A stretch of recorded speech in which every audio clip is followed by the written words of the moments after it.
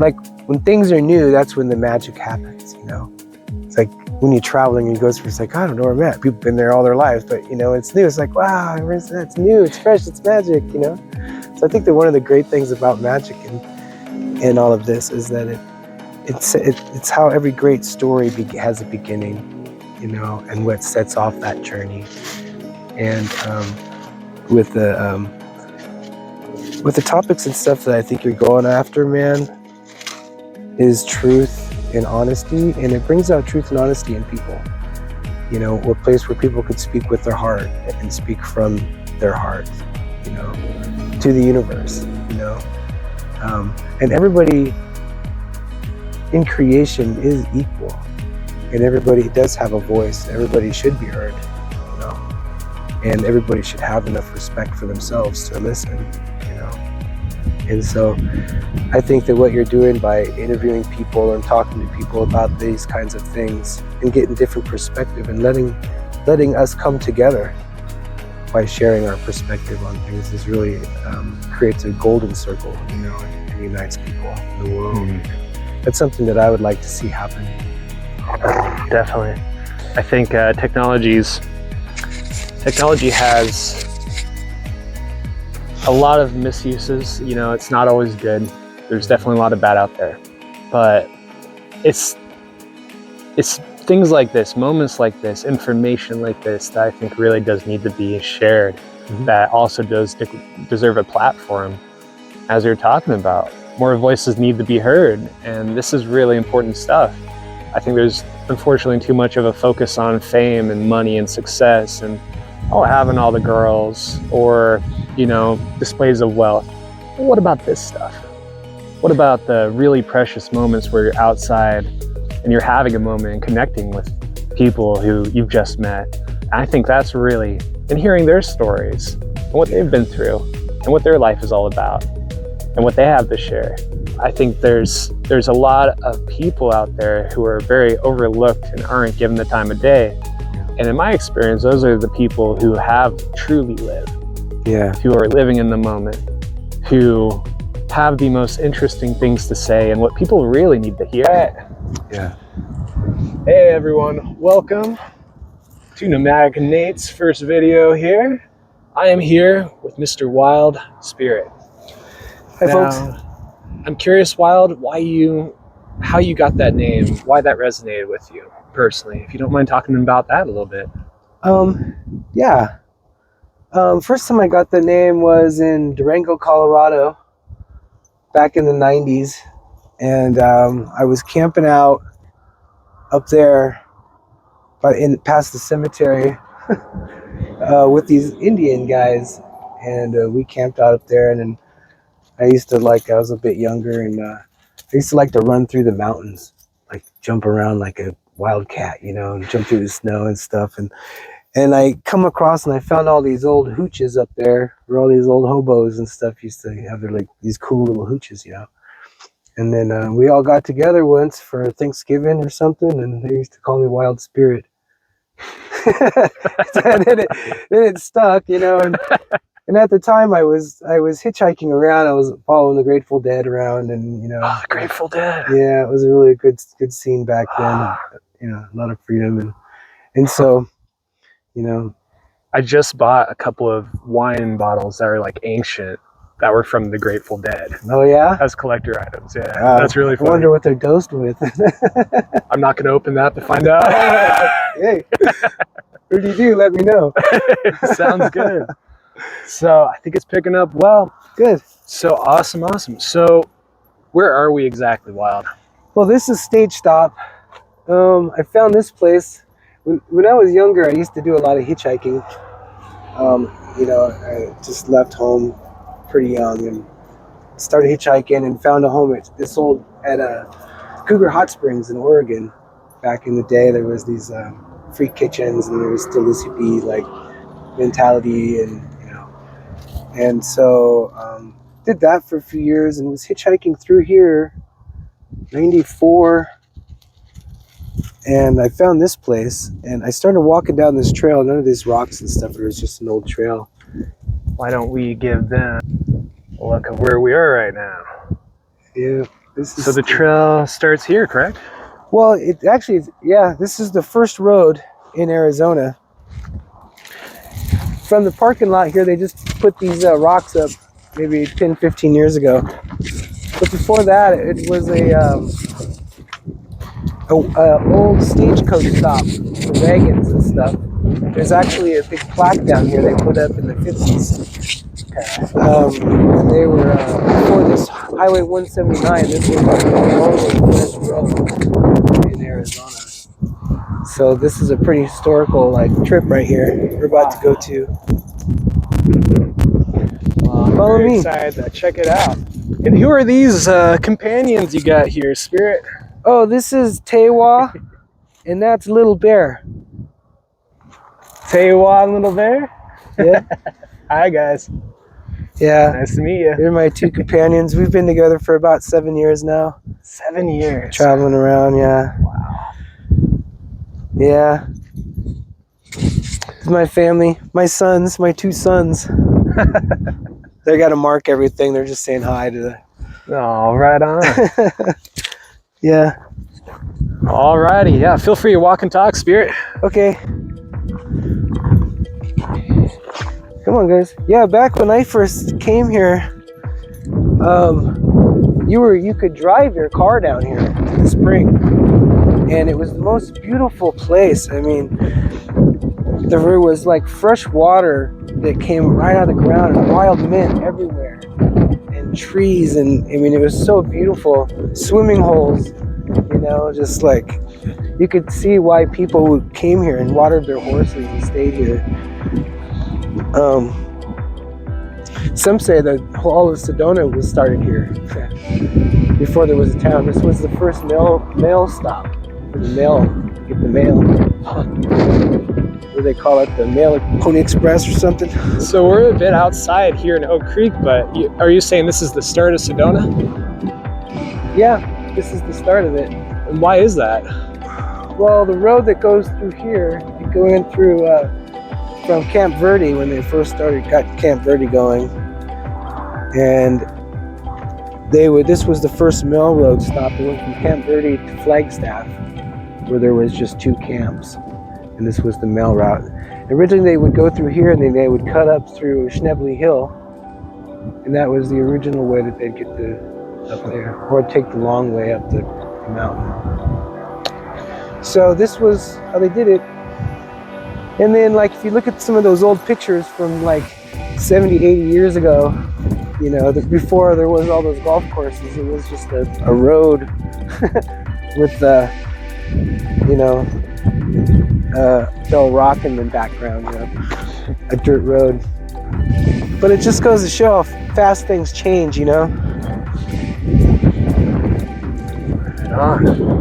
This place hasn't explored, or people haven't really come down here much since they've blocked it off. And another reason is back in 2004-ish or something like that,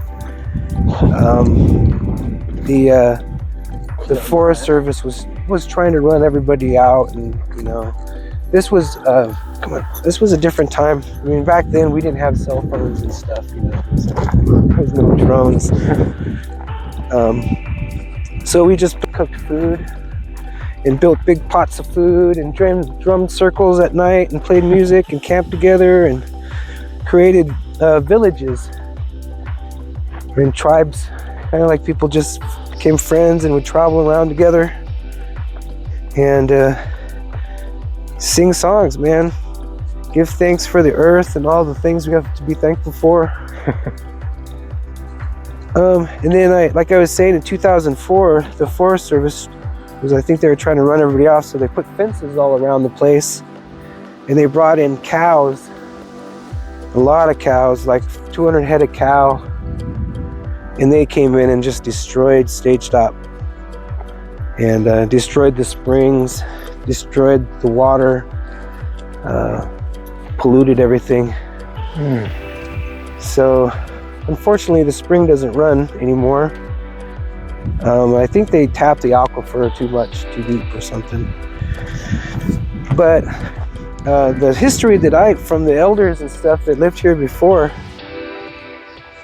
I got a chance to meet a lot of them and hear the stories about Stage Stop and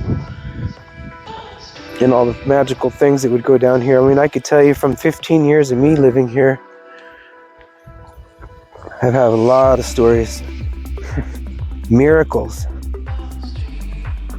Yeah, you know, I've been living nearby in Cottonwood for about 20 years now, and started coming up to Sedona after I started working here about 4 to 5 years ago. And I really have met a lot of interesting people and experienced a lot myself like that. Just different experiences that just feel otherworldly at times. I'm curious about all of those experiences that you've had. Why do you think that is, that Sedona kind of helps that happen? Well, you know, back in, the early 80s, it kind of took a boom. Somebody wrote a book about vortexes and coined the word vortexes and put the crystals to it. And then I think when the harmonic conversion thing, it all just kind of blew up with Sedona, and everybody started coming here, and they all bought tickets to climb up Bell Rock and fly off in a spaceship or something. Literally, people had cars just parked on the side of the road or going to go jump on an airplane or a spaceship and fly off. They were selling tickets. But you know what? Let's go over here.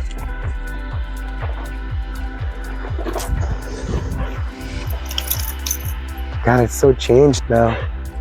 This was the original road, as you can see. I want to show you the plaque. I think that would be a cool thing to go see. Look over here. Come on, guys. Okay, this is it. This is the monument of Stage Stop.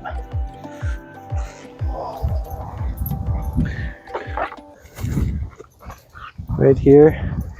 This was been here a long time.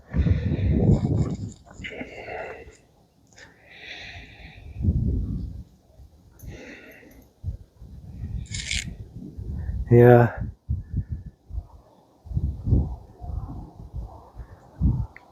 And what was this station for originally?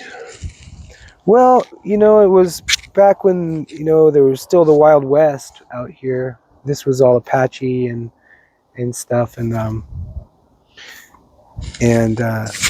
they needed to water their horses, so they put up these camps where you could water your horses and do trades and stuff, because people would come through here and water their horses and camp. And so all back here, all you see is trees now, but 100 years ago or so, it was little camps everywhere. I remember when I first got here, there was wagons, even wagon wheels and stuff all scattered all throughout the area here from history.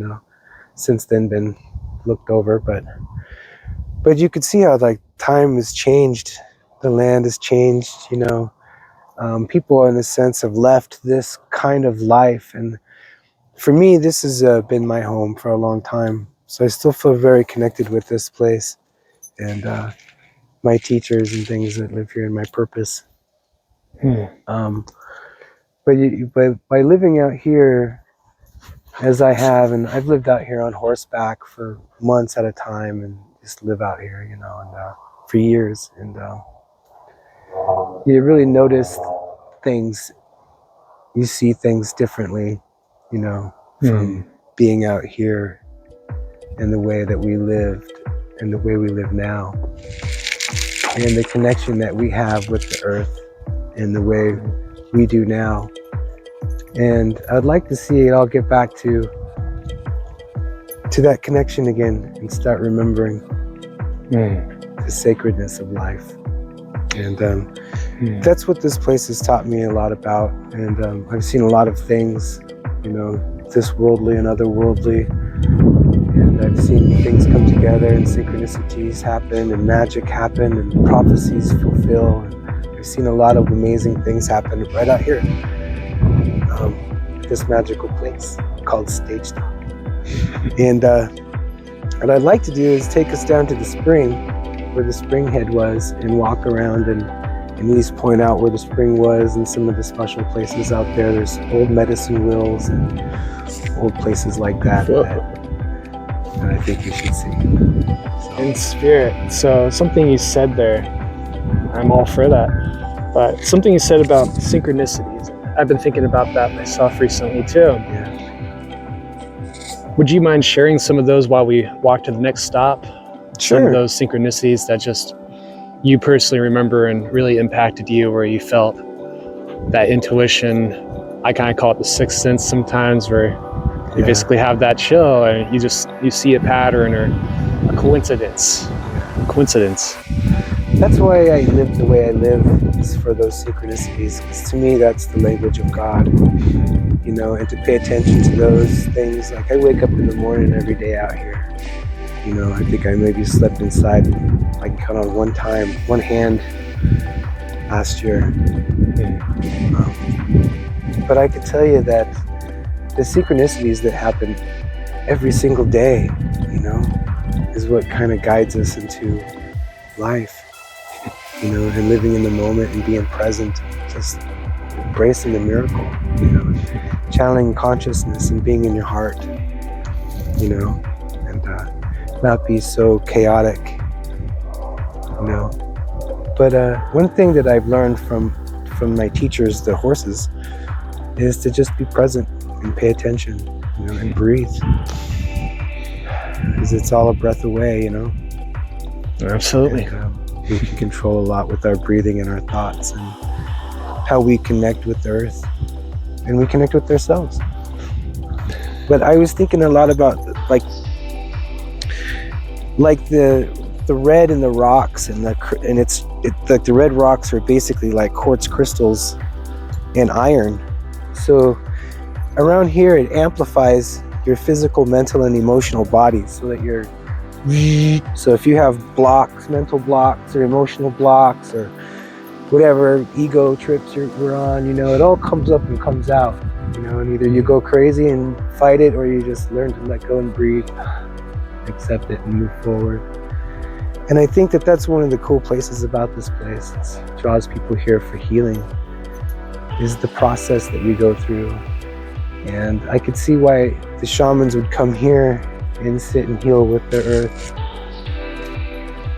because it does connect you to your higher self, you know, it really does.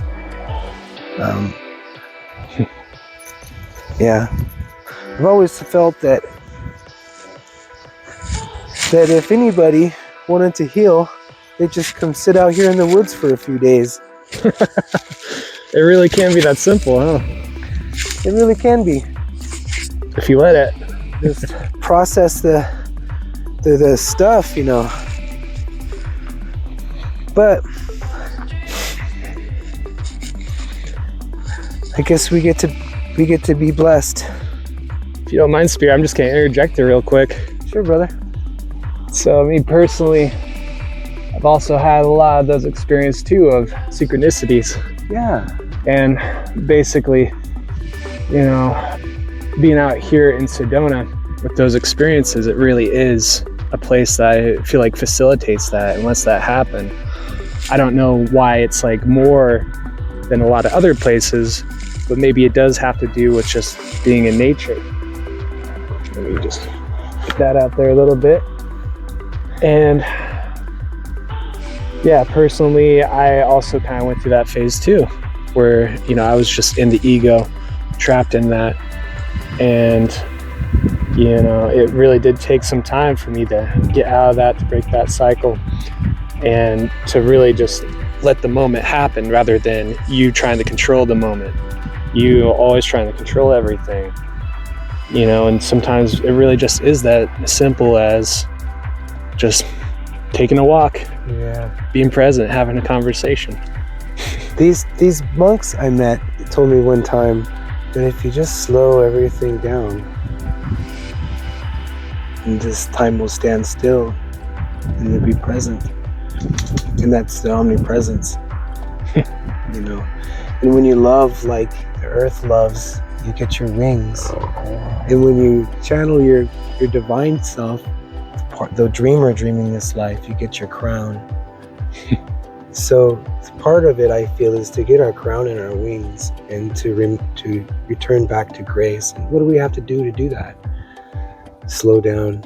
This is when we slow down and we can resonate at a higher frequency and be conscious and observe. The world is full of ideas and chaos, but the universe is complete patience, and the universe is within us, you know. We just have to close our eyes, and it's beautiful in there, you know. It really is. Yeah. Man. I think that everything is a synchronicity, like meeting you today and taking this trip. It's perfect. And I think that everything I do and that we do is based upon how we feel and how our divine guidance is in our lives. You know? Being able to observe and recognize that in itself is a huge blessing, you know. So thank you for being here and of course and walking with me on this journey, man.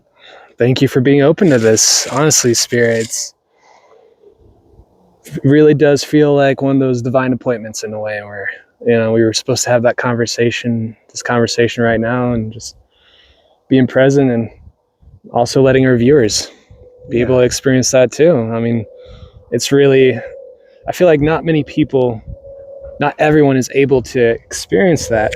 Oh man, they got me all jumbled up here. Yeah, they're a trip. Like literally. They're a trip. Rainbow world. There's a lot of other things that are going on that we're unaware of that come from inside the earth, you know, up above the earth and all around. So it's interesting to walk in the world and still be mindful of being present in this body. Speaking of, let's walk into a different world over here. Sounds great. Thank you so much for sharing, Spirit. Sure, man. I mean, I can go on and on about it. But I think that everybody is very special. I think that we are very sacred beings, and that we are a lot more than what people have been told that they are. And what we're really truly capable of doing and being to our true potential and our birthright as souls from the universe, which is pretty awesome. Then we could break this cycle of suffering. And hopefully the world will get an attunement and people can learn to live together and love each other again.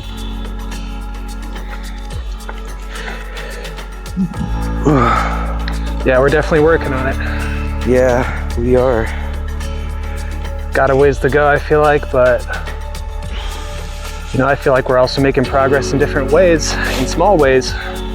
I do too. You know, I see it. You know, I travel a lot these days. I travel all over, so I get the chance to see where people are at.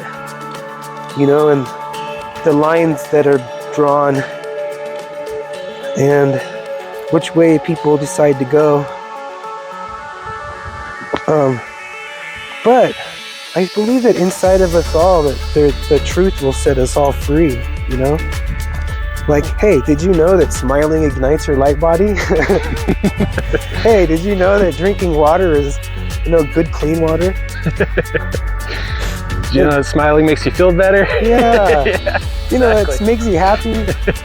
You know, everything you're looking for is right under your nose. You it's know? right there, huh? Yeah, man. It's not always that new job or, you know, making a bigger salary. We can make light of the weight of the world. We really can, you know? Already we're just lighting up and smile, you know? Just focus on here and right now and what you can control. There's a lot of miracles, man. You know? I mean, I can truly understand where people are at these days with the stresses of the world. You know, and the money people, and the people who try to just survive and pay their bills and feed their families and stuff, you know? It's hard, especially these days.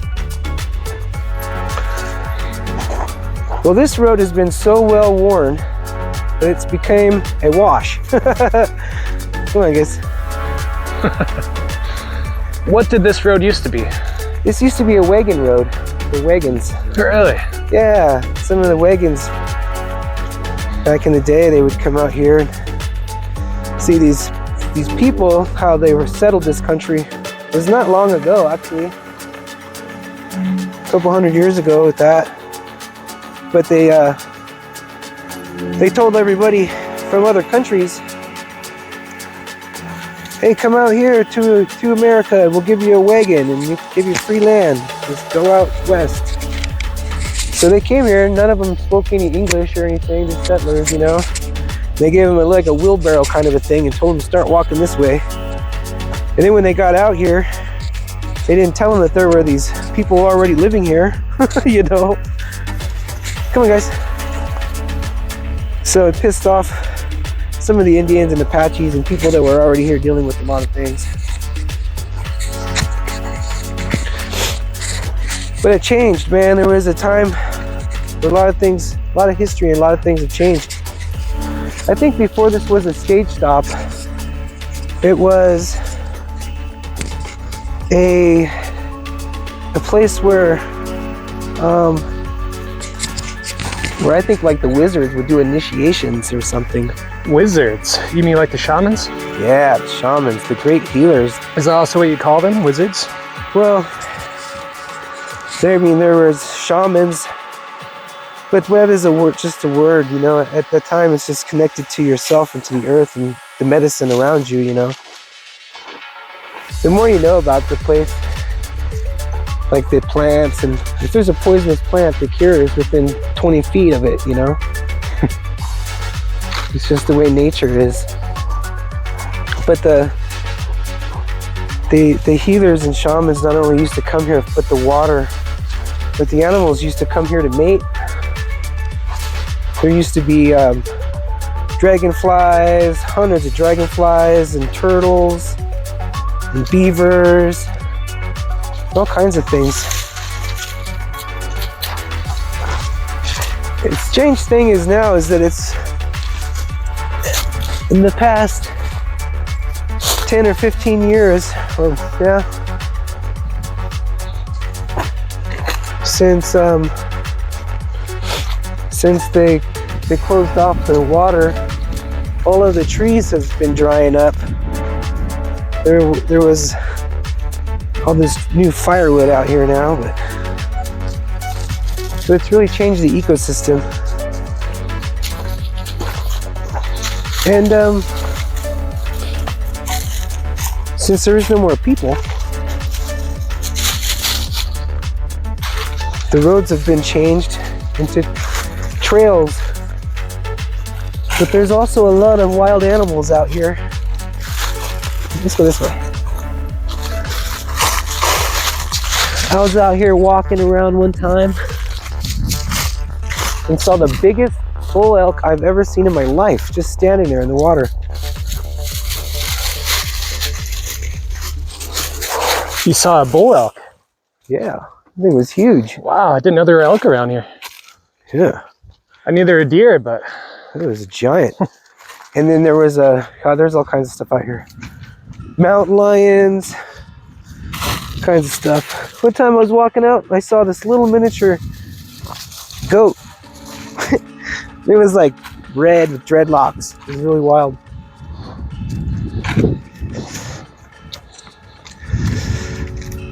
Yeah. Lots has changed.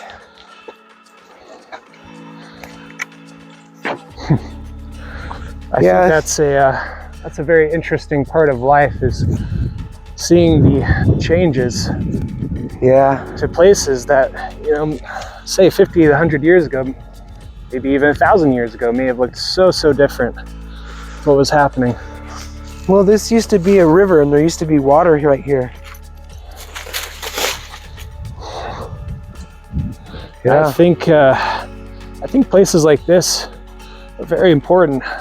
Great example, honestly, we'll just stretch here, for places that are off the beaten path, that haven't quite been discovered by people, being missed for what might be more beautiful, different hikes or places where they're overlooking the history of a lot of things. What do you think about that? Well, I think that there's a lot of money people out there who are just trying to make a profit off of everything, and they don't realize what they're doing or what they're destroying.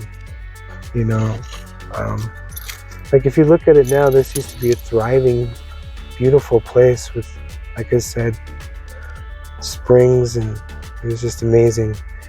And since they've blocked it off and brought in cattle and changed the water and everything, it's just, this whole area is kind of drying up. But they're also building 800 new homes complete with golf courses right over there, you know. And it's not ever going to be the same, you know, and unfortunately that's what they've been doing, and that's just, I guess, what they do. But the history of this place, though, is really timeless. If you look up there, there's a hill where in the springtime, you go up there, the scorpions would wake up in the spring and do a scorpion dance up there. Scorpion dance? Yeah, it's the wildest thing, man. Is that like a mating dance? Or yeah, it's like, well, they get up. It's amazing. I wouldn't believe if I didn't see it myself, man. But they wake up out of the rocks, and they get together, and then they dance around in a circle. It's true. Yeah, we did it. We went up there one time with black lights, and we're like, whoa, let's go around in a circle, a little scorpion dance. It's like, wow. Do you think you could give me an example of what that was? I don't know how to scorpion dances, but they go around in a circle. It's like they're like wake up ritual or something. They didn't go like, you know, a certain way. Yeah, they were like doing their like little dance, scorpion dance. It'd be neat, yeah, to film that. Get those moves down. Yeah. We'll see. Maybe I can come back here and I can catch that. Yeah. Yeah, there's like some full moon night or something they do it. Funny enough, it was just the full moon last night. Was it? Mm-hmm. Oh, hey. Anything interesting happened to you during that time? Oh my gosh, yeah. It's been amazing. I've had a lot of downloads. I've been actually kind of, this past week I went into like a deep stasis meditation, it feels like. And got a lot of information with what's going on and stuff, you know, and where these things, what these things are, and where they're coming from, and their powers and abilities, and how they're doing what they're doing. It's a really interesting thing, and it might be a little too scary to talk about right now. What's really going on with that? Well, but, maybe we can just back up a little bit, and maybe you can talk more about the downloads for people who might not be used to Sedona. Oh, the downloads. Or the lingo with that. Like, what does that mean exactly? The downloads are just, you quiet your mind. It's just empty a place of peace, and you let your consciousness wander. And if you could do that, and you just listen. And once you listen, then you could tune into different things, different frequencies, or go to different places, astral projecting or something like that, you know. You could take yourself anywhere, really, if you close your eyes. But it's like, I think for me, because I've spent my life doing this, I'm pretty honed in and tuned in on it, you know. Like, I see things a little bit differently, you know. But I think downloading for me is just being able to receive, you know. There's different frequencies. You could either look up or you could look down. If you look up, you have all the light right there. And if you look down, you're kind of limited, you know. I don't know, I mean, We're either, it's the difference, I think, between a circle and a box. That's how I was shown it this week. I don't know, if you look down, there's a couple of very amazing doggos there too.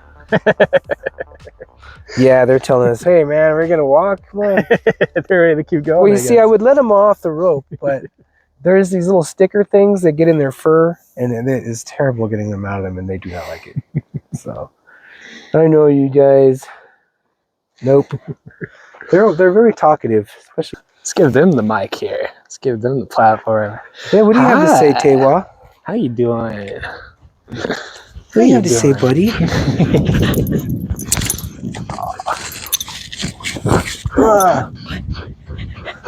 What?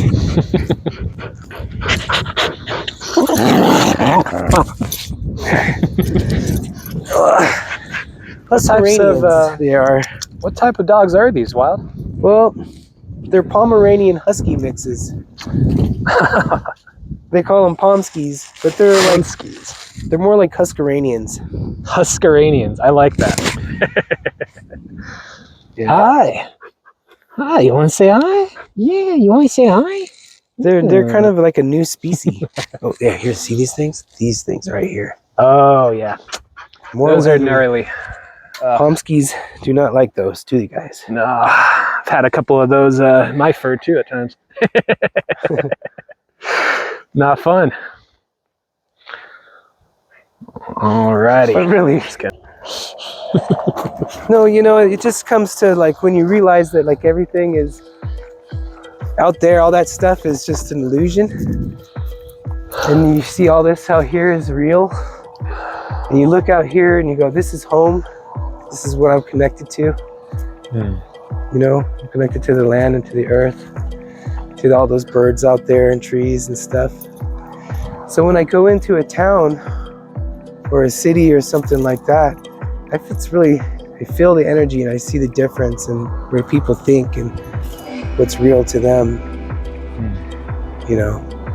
And on that sense, you could see the difference of the line that is crossed with people right now, who's kind of more in tune to their idea of themselves, or who is actually has substance inside themselves, who's living their soul. And a lot of people had that candle passed over them where they've been disconnected from their source, you know, unfortunately. And some people still have a soul.